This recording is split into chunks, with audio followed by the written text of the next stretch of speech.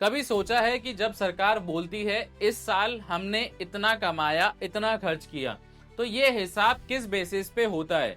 क्या वो पैसा जो आना बाकी है या देना बाकी है वो भी काउंट होता है? जवाब है नहीं, क्योंकि रूल नंबर 74 ऑफ जीएफआर 2017 ये कहता है government account shall be prepared on a cash basis, यानी गवर्नमेंट के अकाउंट्स में सिर्फ वही ट्रांजैक्शंस रिकॉर्ड होंगे जो एक फाइनेंशियल ईयर में एक्चुअल कैश रिसिप्ट्स और डिस्पर्समेंट्स हुए हैं।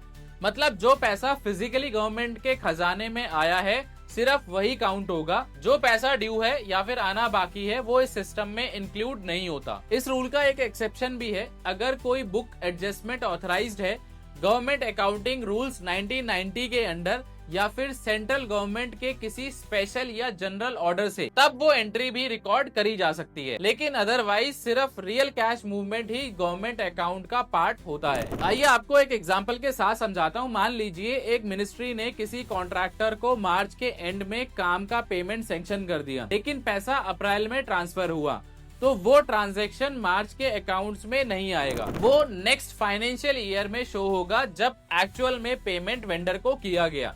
इसीलिए कहते हैं government accounting system works only on cash basis, not accrual basis. इसका फायदा ये है कि गवर्नमेंट के पास एक क्लियर और ट्रांसपेरेंट पिक्चर होती है कि पर्टिकुलर साल में कितना पैसा आया और गया। लेकिन एक लिमिटेशन भी है, फ्यूचर लाइबिलिटीज या आउटस्टैंडिंग ड्यूज उस साल के अकाउंट्स में रिफ्लेक्ट नहीं होते। फिर भी यही वो मेथड है जो हर साल के यूनियन अकाउंट्स को सिंपल, रियल और वेरीफाइएबल बनाता है। तो रूल नंबर 74 हमें ये समझाता है कि गवर्नमेंट अकाउंटिंग का बेस है रियलिटी, नॉट प्रोमिसेस, क्योंकि देश के हिसाब में सिर्फ वही पैसा मायने रखता है जो एक्चुअली खर्च या फिर प्राप्त हुआ हो।